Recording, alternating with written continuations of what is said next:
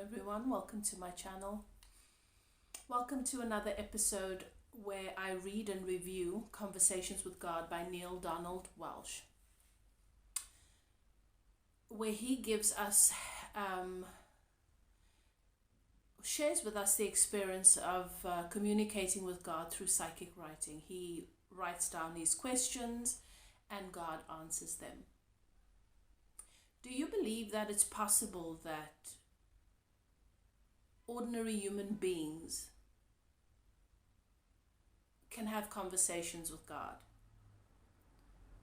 Who is God to you? What is God to you? I think that at the heart of our journey is our understanding, our personal understanding and relationship of that which we call God. Some call it source. We can call it many, many different things, but what is at the heart of it is the connection with love and everything that is at the heart of creation.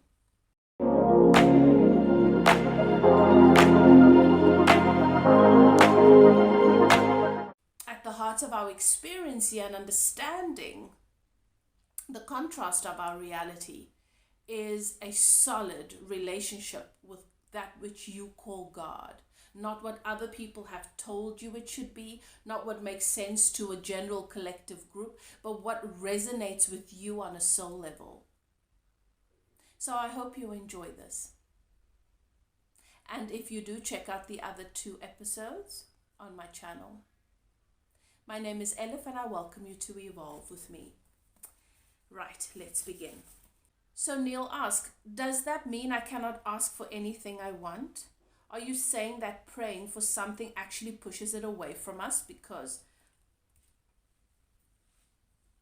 as you'll find in the previous episode, God's response to one of his questions goes into how the act of asking declares a wanting. And because the wanting is there, it cannot come. It's only when we're in a state of having it. So whatever it may be, whether it is love, we need to be in a state of being fully present with knowing that love is always there, even when it doesn't look that way. Then only can love come. So prayer in itself, especially when you're praying from a place of absence and need, as opposed to from a place of appreciation, it may seem as though your prayers are never being answered because you are asking for what is not there, and so it cannot come. I think this ties into the law of attraction really nicely. Okay, so, and therefore Neale asks him, does this mean that I can't ask for anything I want? Are you saying that praying for something actually pushes it away from us? And then the response. This is a question which has been asked through the ages and has been answered whenever it has been asked. Yet you have not heard the answer, nor will you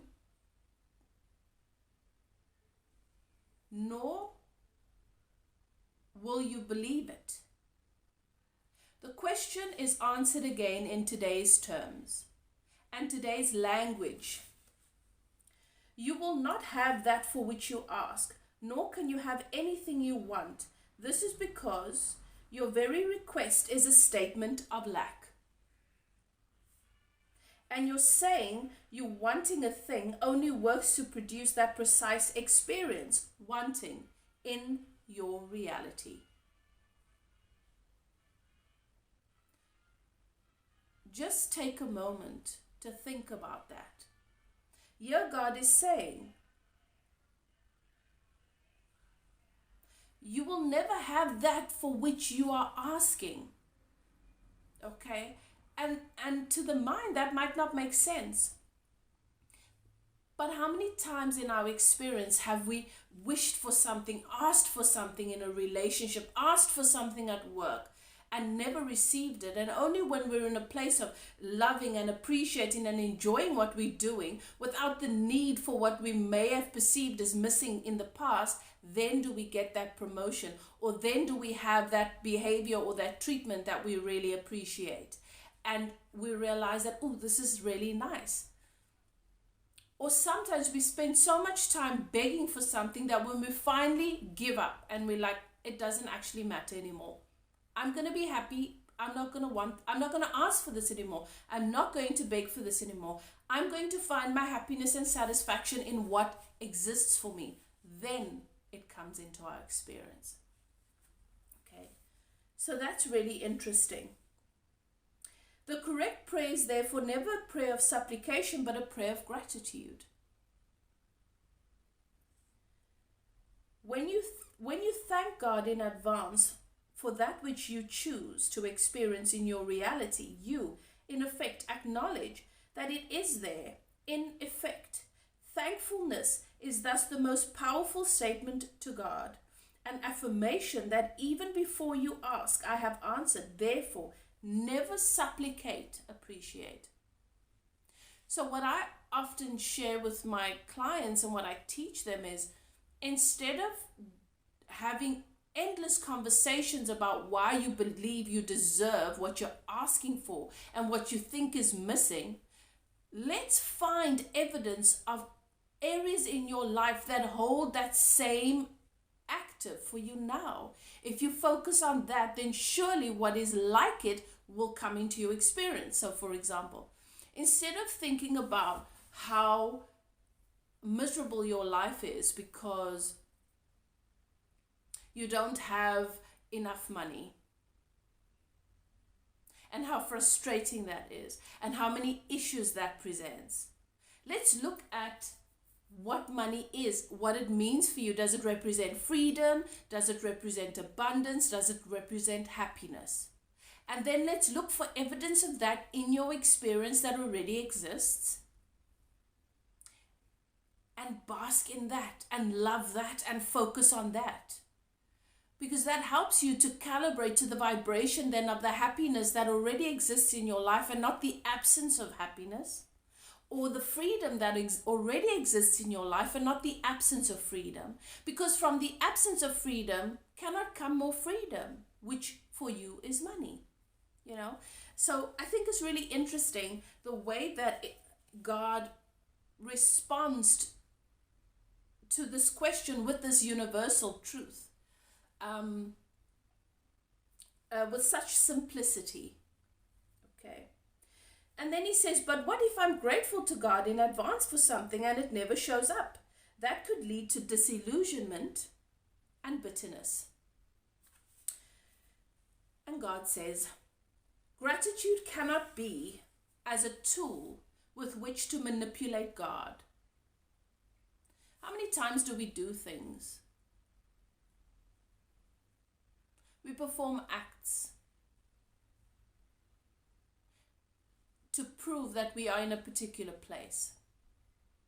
But vibration doesn't lie.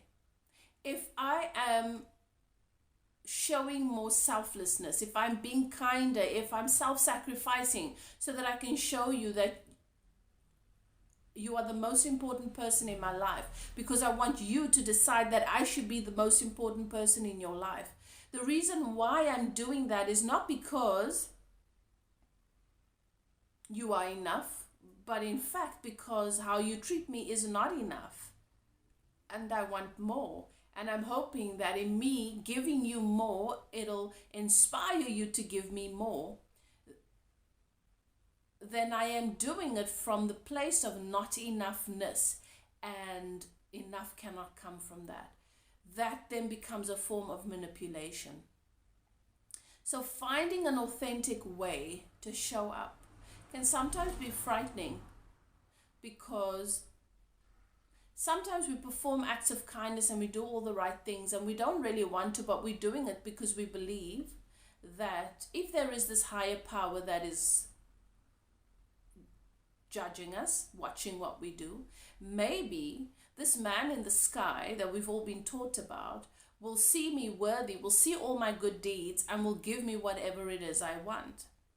And it never works that way, because you cannot bullshit your vibration and you cannot manipulate God. Okay. I want to just jump ahead a little bit to page 12. Neil asks the question, but how then can I be truly grateful for something I know is not there? Faith. If you have but the faith of a mustard seed, you shall move mountains. You come to know it is there because I said it is there. Because I said that even before you asked, I shall have answered. Because I said and have said to you in every conceivable way, through every teacher you can name, that whatsoever you shall choose, choosing it in my name, so shall it be.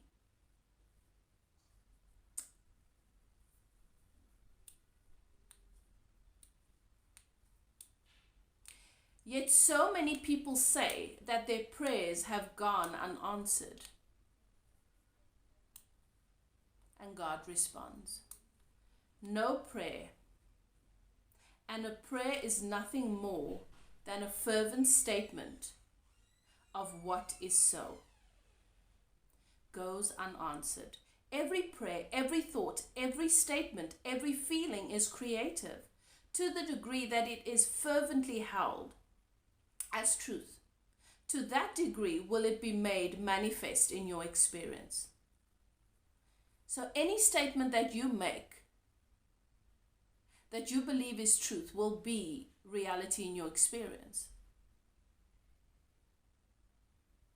Not a right statement, not a wrong statement. Any statement that you make, any declaration that you make in your experience is going to be your reality. Just think about that. When it is said that a prayer has not been answered, what has in actuality happened is that the most fervently held thought, word, or feeling has become operative. Yet, what you must know, and here is the secret, is that always it is the thought behind the thought, what might be called the sponsoring thought, that is the controlling thought. So, I did a video not so long about the paradigm, and I made a statement in this video. It doesn't matter. You can practice affirmations over and over. You can read a million books, and you can have the perfect vocabulary to say all the perfect things. But it is the thought beneath that thought. It is the supporting thought, and here God refers to it as sponsoring thought, that creates your paradigm. It's what you believe about that subject. It's not what you say about it. It's what you truly expect on that subject. Whether it's love, whether it's men, whether it's women, whether it's children, money.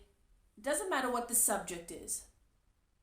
There is what we intellectually know and what we'd like to believe ideally. And sometimes what we believe exists for everybody else, but not us. Because in our experience, we've created a particular expectation. That is based on our paradigm. And so, our paradigm is our experience, the things that have been taught or said to us, that we've been made to believe, or that we've assumed to be the truth about a subject or a situation, us in particular, that formed our belief about our reality, and everything in our reality in relation to us before we were even able to think for ourselves. That forms our subconscious mind. So I might intellectually know that mothers love their children. But if I experienced a lack of love, if I experienced abandonment before I could even think for myself, there is a solid belief, a subconscious belief that yes, mothers love their children, but love equals abandonment. You see? And so that might become my reality. That very possibly will be my reality in relation to love until I reprogram my subconscious mind and change my paradigm. Love will equal abandonment until I do that. and on every other subject, that's just, so that's the sponsoring thought. So you might think, this person deserves respect. Oh, no, you might think everybody deserves respect. But the sponsoring thought might be that men who are too nice can't be trusted. So you create your reality based on that sponsoring thought. What is the thought behind the thought? And how often do we actually stop and pay attention and ask ourselves that question? What is the thought behind the thought here? Okay. So that's the secret. If therefore you beg to supplicate, there seems a much smaller chance that you will experience what you think you are choosing, because the sponsoring thought behind every supplication is that you do not have now what you wish. The sponsoring thought becomes your reality. I wish for it because I don't have it. And because I don't have it, I create I don't have it. I don't have it, I don't have it creates more of I don't have it. You see? Tell me if that makes sense. Tell me if this has become a part of your awareness. Tell me if you've become familiar with how it is that we ask and how it is that we create our reality, or if this is new to you. The only sponsoring thought which could override this thought is the thought held in faith that God will grant whatever is asked without fail. Some people have such faith, but very few. The process of prayer becomes much easier when, rather than having to believe that God will always say yes to your request, one understands intuitively that the request itself is not necessary. Just like there are some things we just have faith in, like the sun coming up every day. We don't question that. Or our heart beating in our chest. We just don't question that. Or our lungs' capacity to draw air. And yet it happens every day, even though we don't give it any attention. But because we don't give it attention and it's an automatic expectation, it's just there. So what if we were to begin to have this kind of mindset or outlook to the things that we want, but for some reason we can't let in? Wonder if we deserve. Wonder if someone's supposed to give it to us. Is someone supposed to give me love? Is someone supposed to see me worthy enough to pay me the salary that I want? Is there something I should be doing differently to receive the appreciation or the affections that those people do? What if we had the kind of faith of knowing that the earth spins in its orbit day in, day out, that winter time is going to be colder and that there'll be rain or snow? We just expect that. We don't expect that that there's a chance that the sun might shine and the rain may not come, What if we had that kind of faith in the other areas of our lives where we have an expectation of lack or more doubt that we deserve for those things to work out, or that they just will? And how do we get there? Okay. When you say that a prayer is a statement of what is so, are you saying that God does nothing? That everything which happens after prayer is a result of a prayer's action? Of a prayer's action. So the person who's praying's action. If you believe that God is some omnipotent being who hears all prayers, says yes to some, no to others, and maybe, but not now to the rest, you are mistaken. By what rule of thumb would God decide? If you believe that God is the creator and decider of all things in your life, you are mistaken. God is the observer, not the creator, and God stands ready to assist you in living your life, but not in the way you might expect. So this is very different to what we've been taught, what many of us have been taught. It is not God's function to create or uncreate the circumstances or conditions of your life. God created you in the image and likeness of God. You have created the rest. Through the power God has given you, God created the process of life and life itself as you know it. Yet God gave you free choice to do with life as you will. In this sense, your will for you is God's will for you. Your will for you is God's will for you. Not only if it's right, not only if it is approved of by the church, not only if it is approved of by the mosque, not only if your parents approve of it or like it. Your will for you is God's will. You are living your life the way you are living your life. And I have no preference in the matter, says God. This is the grand illusion in which you have engaged, that God cares one way or the other what you do. I do not care what you do, and that is hard for you to hear.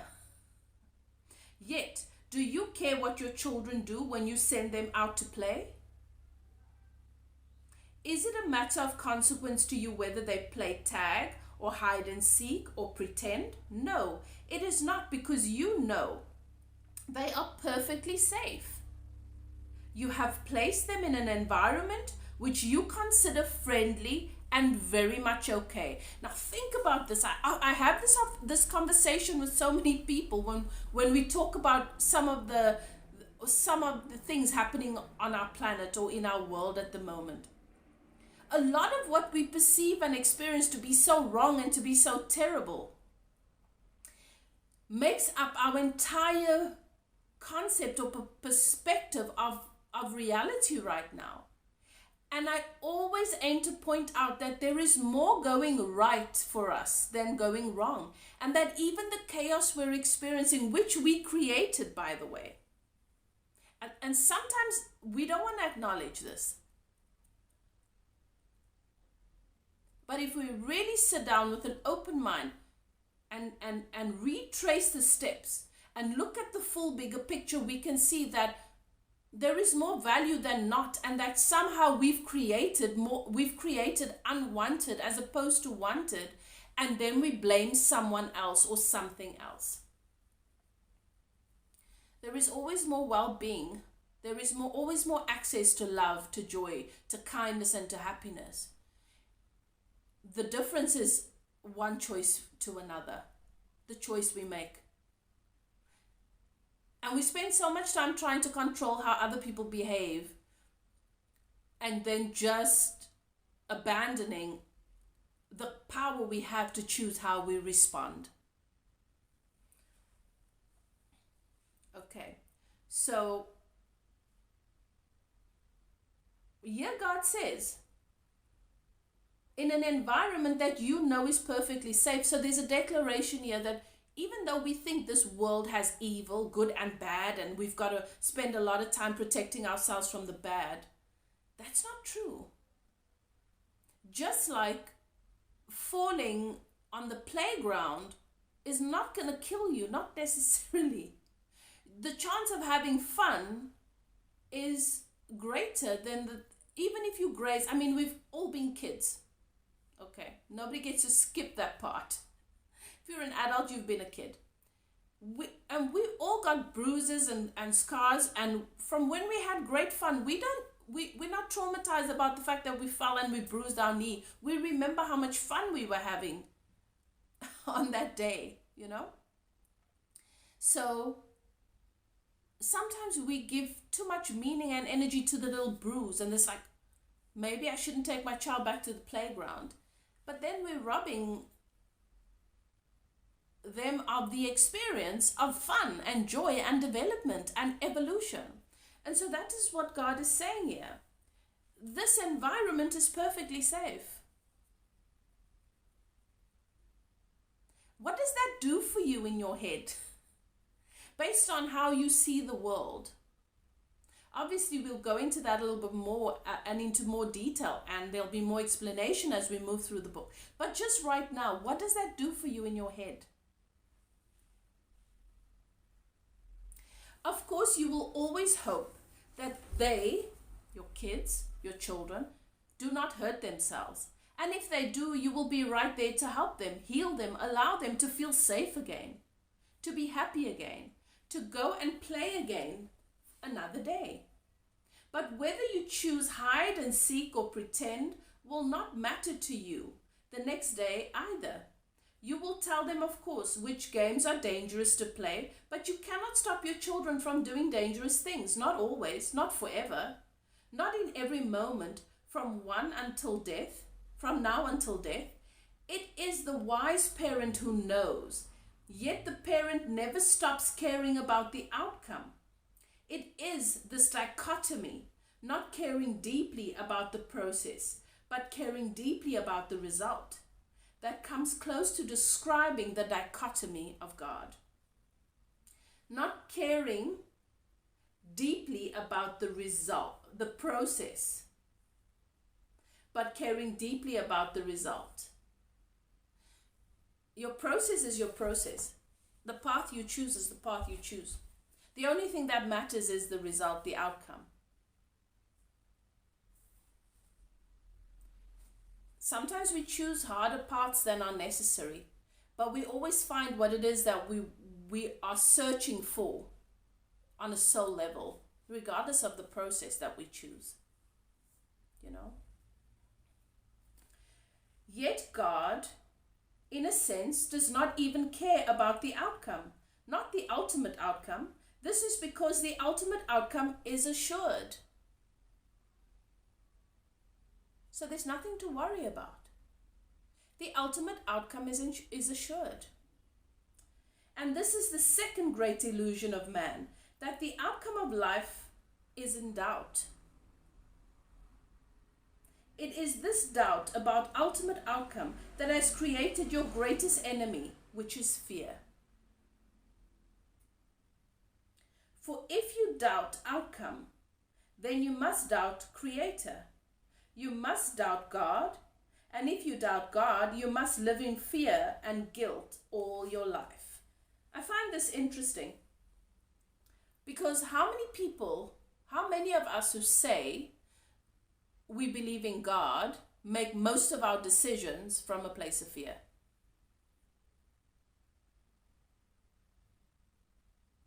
Then is that which we call God truly an authentic relationship with the God that is love?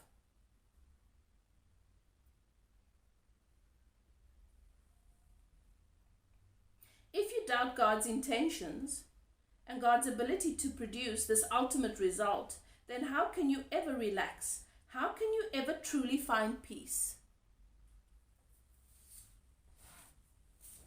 How can you ever truly find peace?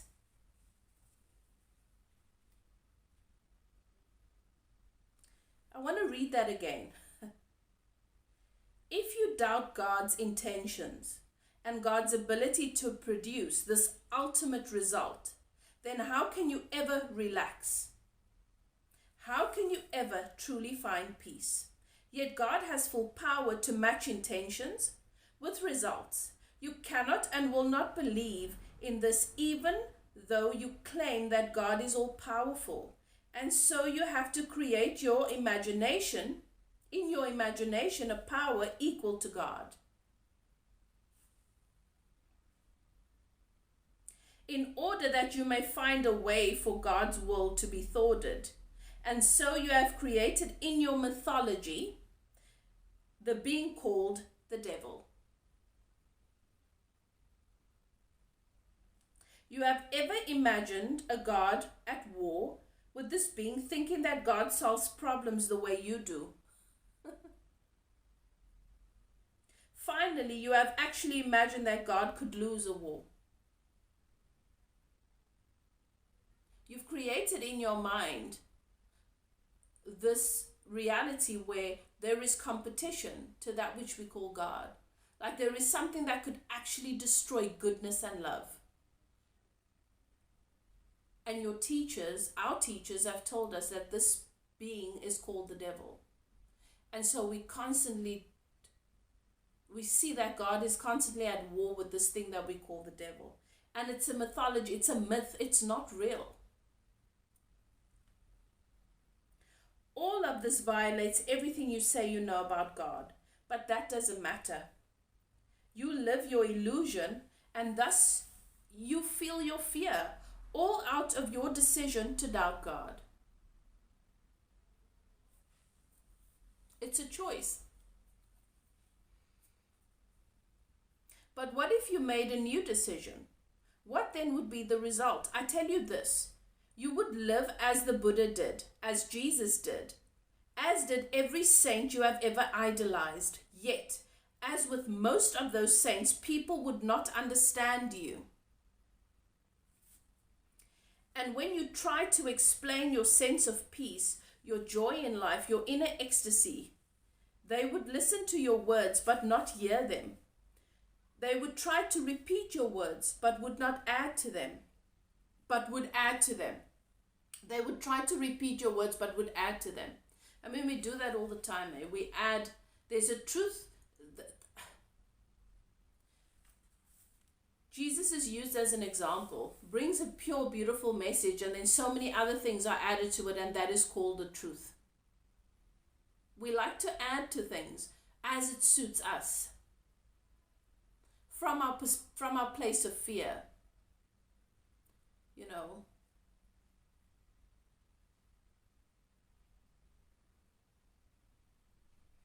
And they would wonder how you could have what they couldn't find. And then they would grow jealous. Soon jealousy would turn to rage. And in their anger, they would try to convince you that it is you who do not understand God. I've had instances where people who I have been teaching spiritual insights and truths to, been channeling communication from source to, when things don't go exactly the way that they want, they fail to see that it's actually working out better for them. They would then turn around and even go so far as to say that I am, to make up untruths, but it's obviously true for them, even go so far as to say that I'm maybe possessed, demon possessed, or whatever. No judgment. It's just what happens to us when we're in this place in this distorted place where fear governs all of our actions, and where we believe something bad must be to blame for things not working out for us. When we're not yet ready to be in that place where we acknowledge that I am creating. And if I'm looking at a situation or a person or a circumstance from a place of lack and fear, then I probably can't see it clearly. Then I've got to go back to my tools and to my processes to tune back into God, tune back into source, elevate my vibration and take a new look, you know. We get things wrong. We don't always get them right. And we know where we are by how we feel. If we're not feeling love in our conclusion of someone, then we're probably not, then the source we're receiving the information about that person from is probably not God. So, being a teacher, sharing what is love and goodness is not always going to be received and appreciated by everybody.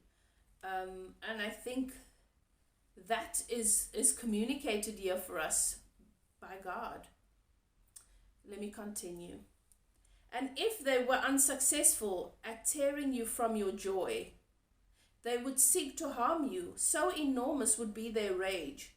And when you told them it does not matter, that even death cannot interrupt your joy, nor change your truth, they will surely kill you. Then when they saw the peace with which you accept death, they would call you a saint and love you again. For it is the nature of people to love, then destroy, then love again, that which they value most. Wow. This just makes me think of, one example of what they did to Jesus. So Neil asks, but why? Why do we do that?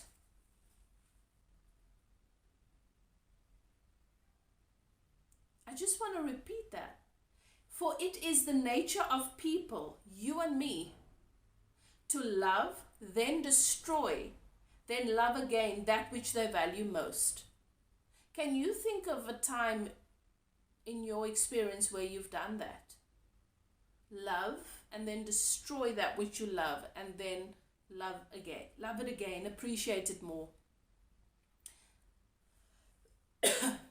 Neil asks, but why? Why do we do that? And then God responds, all human actions are motivated at their deepest level by one of two emotions, fear or love. You're either doing what you're doing from a place of fear, or you're doing it from a place of love. In truth, there are only two emotions, only two words in the language of the soul.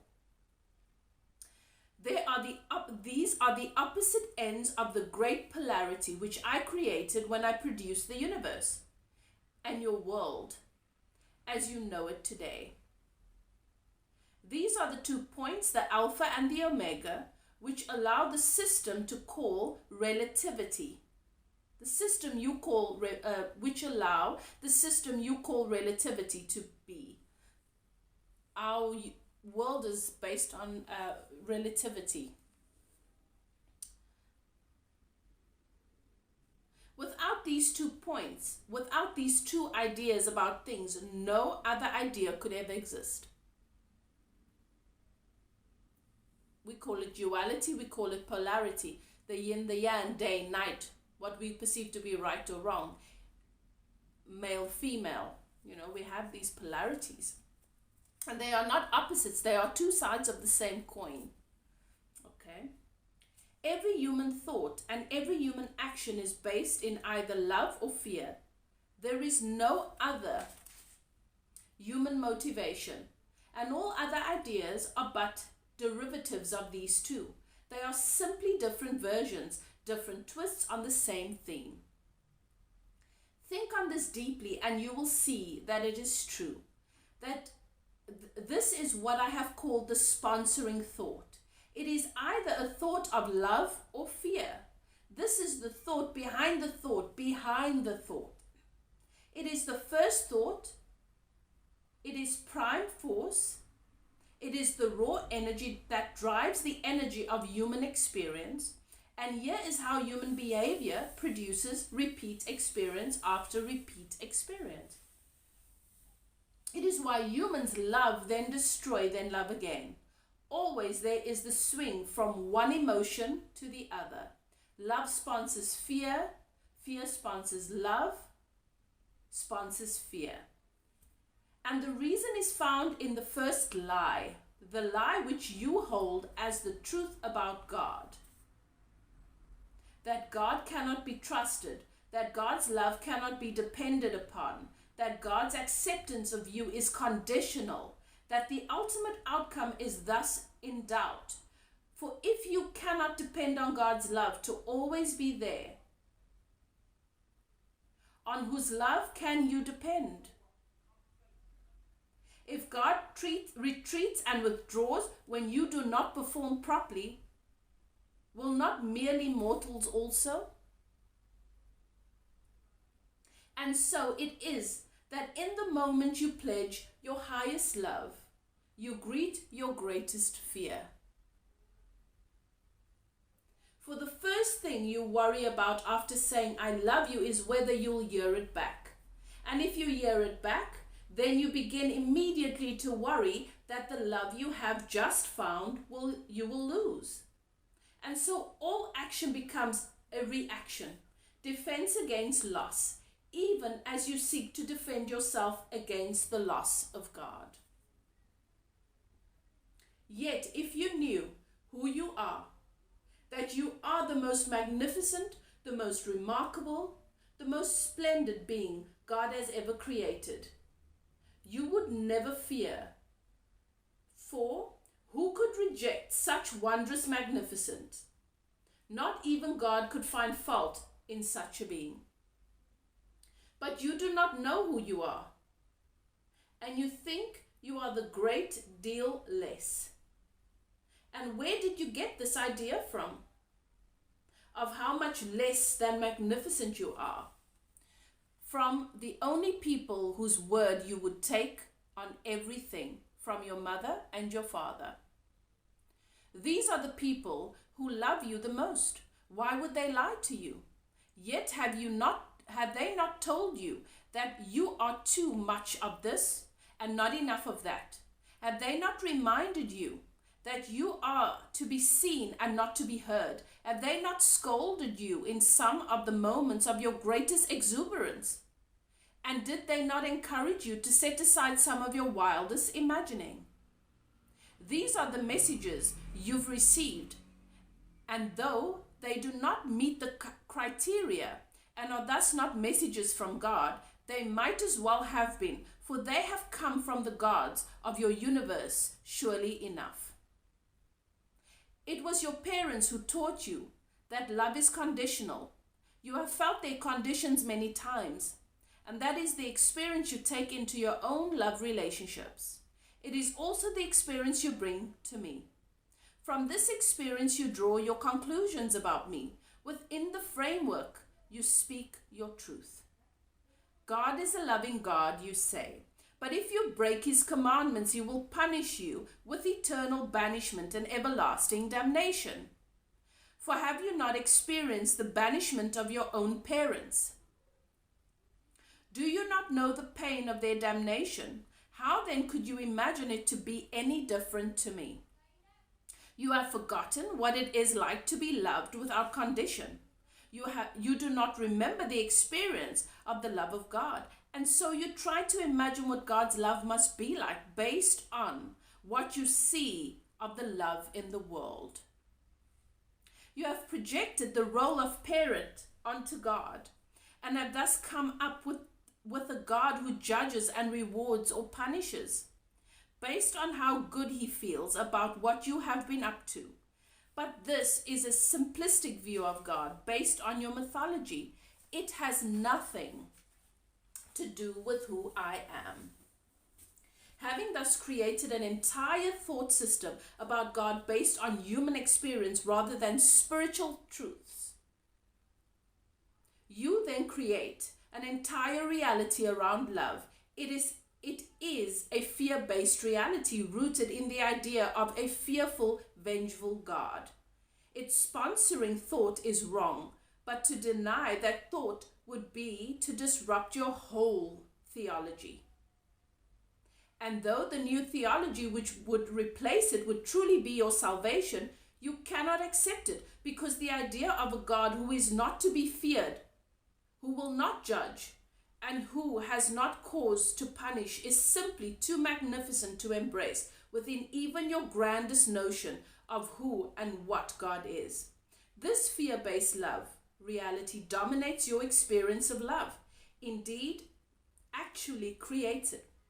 For not only do you see yourself receiving love, which is conditional, you also watch yourself giving it in the same way. And even while you withhold and retreat and set your conditions, a part of you knows that it is not what love really is. Still, you seem powerless to change the way you dispense it. You've learned the hard way to tell yourself, and you'll be damned if you're going to leave yourself vulnerable again. Yet the truth is, you'll be damned if you don't. By your own mistaken thought about love, do you damn yourself never to experience it purely? So too, do you damn yourself never to know me as I really am, until you do. For you shall not be able to deny me forever, and the moment will come for our reconciliation. Every action taken by human beings is based in love or fear, not simply those dealings with relationships. Decisions affecting business, industry, politics, religion, the education of your young, the social agenda of your nations, the economic goals of your society, choices involving war, peace, attack, defense, aggression, submission, determination to convert or to give away, to covet, or to give away, to save or to share, to unite or to divide. Every single free choice you ever undertake arises out of one of the only two possible thoughts there are: a thought of love or a thought of fear. Fear is the energy which contracts, closes down, draws in, runs, hides, hoards, harms. Love is the energy which expands, opens up, sends out, stays, reveals, shares, and heals. Fear wraps our bodies in clothing. Love allows us to stand naked. Fear clings to and clutches all that we have. Love gives all that we have away. Fear holds close. Love holds dear. Fear grasps. Love lets go. Fear rankles. Love soothes. Fear attacks. Love amends. Every human thought, word, or deed is based in one emotion or the other. You have no choice about this because there is nothing else for which to choose. But you have free choice about which of these you select: fear or love.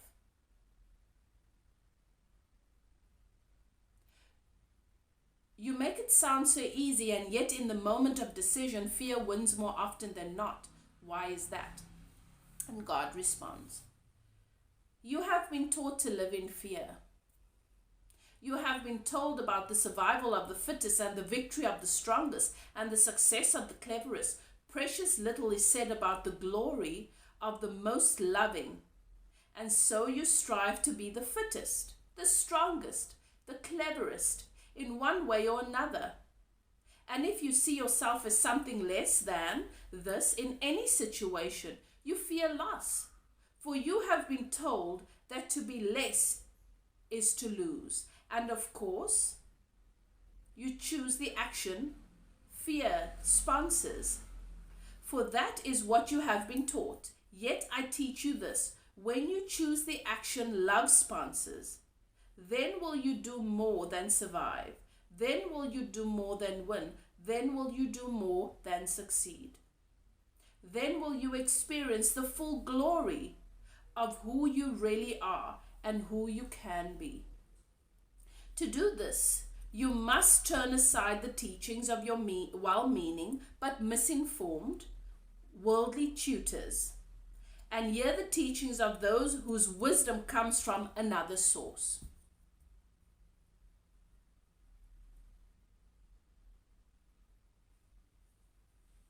This is not an easy thing, you know. Often when I do a reading or consult with a client and I say that it is advised, and what I'm being shown is that it would be beneficial to you to do a journey. Allow me to teach you. Allow me to guide you on your spiritual journey. And then I say, meditate on this. Think on this. And see if it resonates with you, and then you get back to me. It's not an easy thing when we've been taught to be careful of so much in our world. It's one of the challenging things in relationships too, is that we are drawn towards someone because of the love, and then we automatically go into autopilot, viewing every aspect of that person and the connection from a place of fear, because we become more focused on protecting ourselves than on being love in the relationship, and it never works. And that's why our relationships will fall apart one after the other, and we'll have different teachers and different opportunities for love coming into our experience until we learn to master this. Even with money, if every action we take if every choice we make around our money is based on not having enough, we will never have enough. If we don't have a loving relationship with any aspect of our life, it will show. Every choice we make is either from fear or love. And if our perspective on a subject is not from love, then God is not the source, you know? And I think this is so interesting.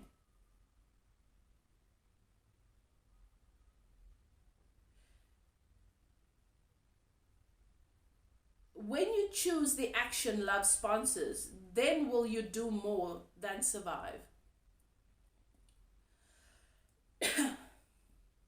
Then will you do more than win.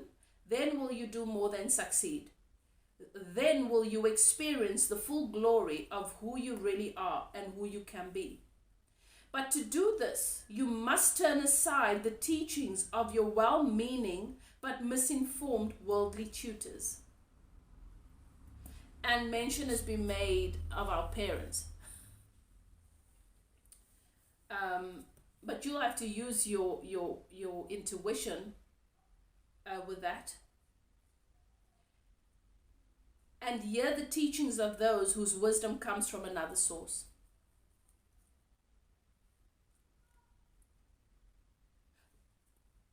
We can all learn to channel source, our inner voice.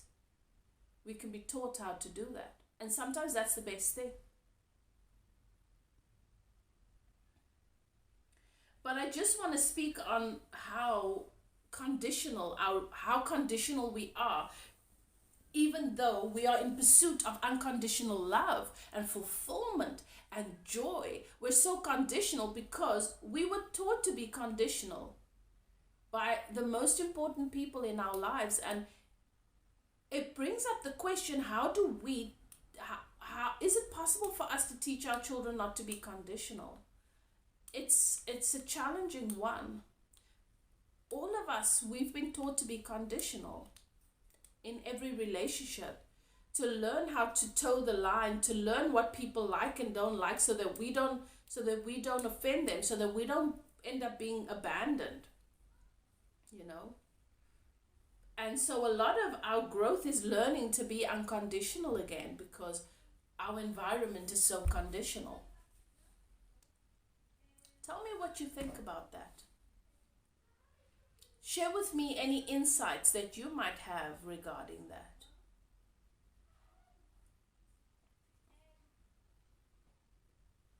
There are many such teachers amongst you. Okay, so I'm going to go back to this. And I think this speaks to,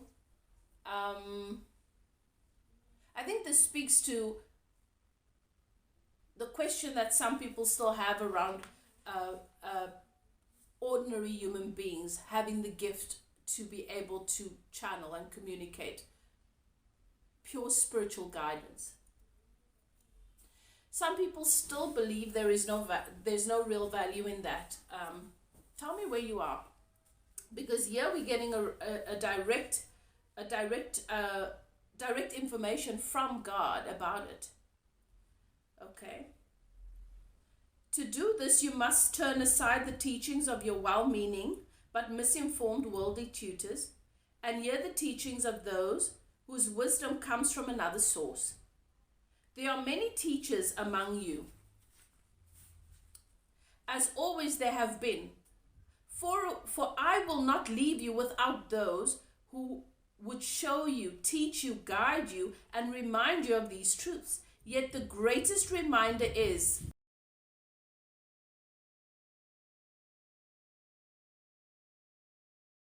for I will not leave you without those who would show you, teach you, guide you, and remind you of these truths. Yet the greatest reminder is not anyone outside you, but the voice within you. This is the first tool that I use because it is the most accessible.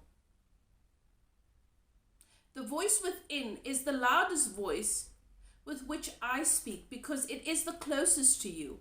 It is the voice which tells you whether everything else is true or false, right or wrong, good or bad, as you have defined it.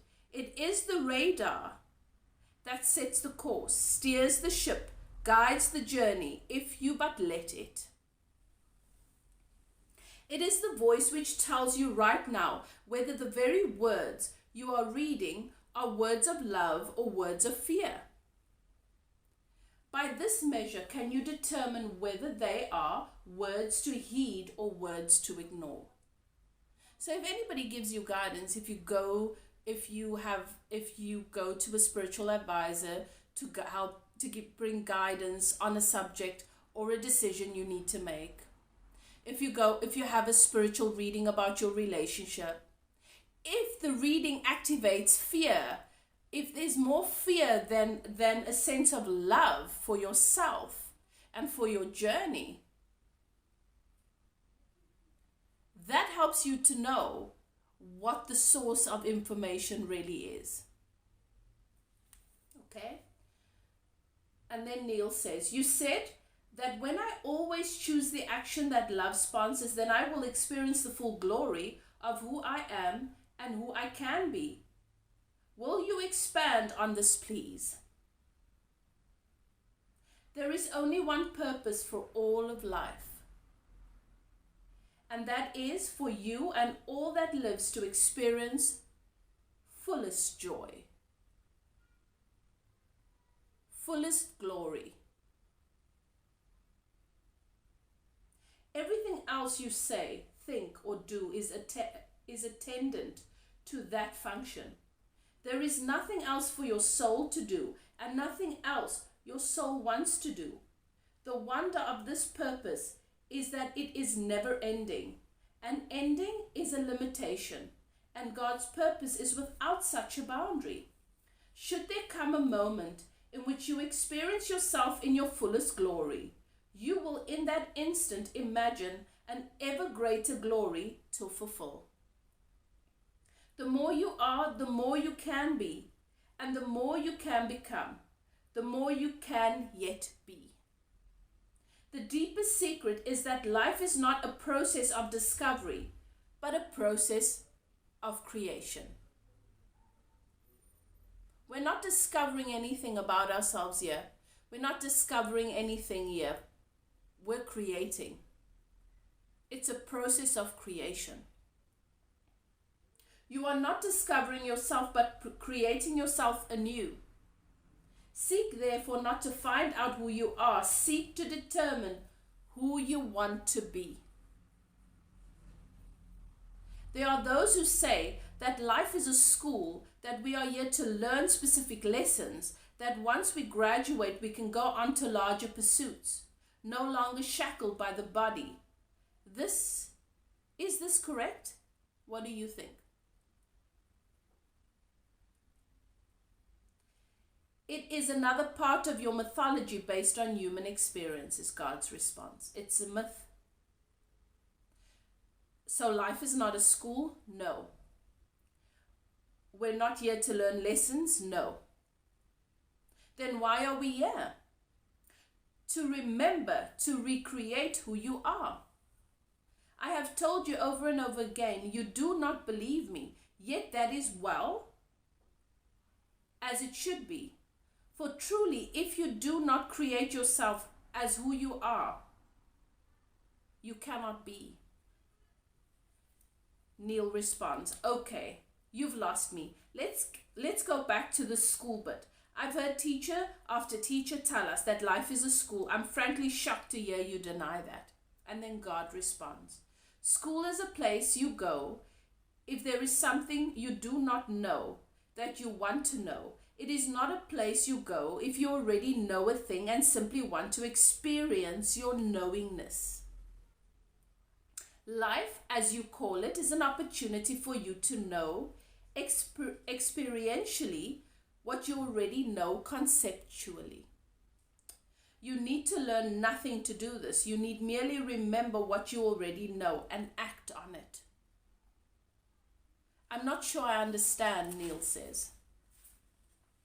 Let's start here. Your soul, Your soul knows all there is to know all the time.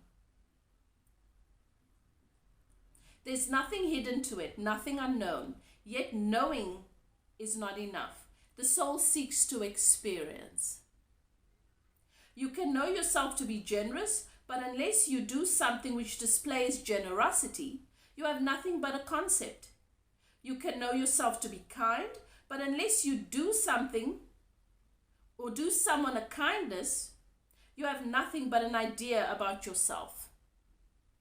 It is your soul's only desire to turn its grandest concept about itself into its greatest experience. Until concept becomes experience, all there is speculation.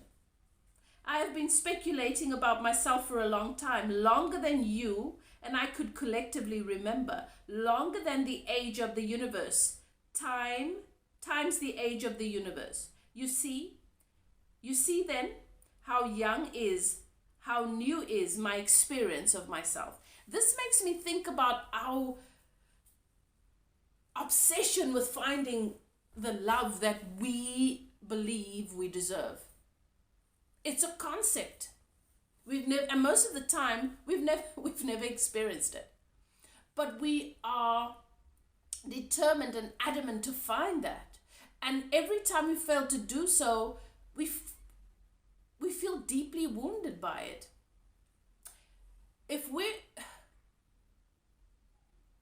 If the soul seeks to experience itself, and the soul is connected to God, which is love, it is natural for the soul to seek to experience the love that it is. And nothing else will do.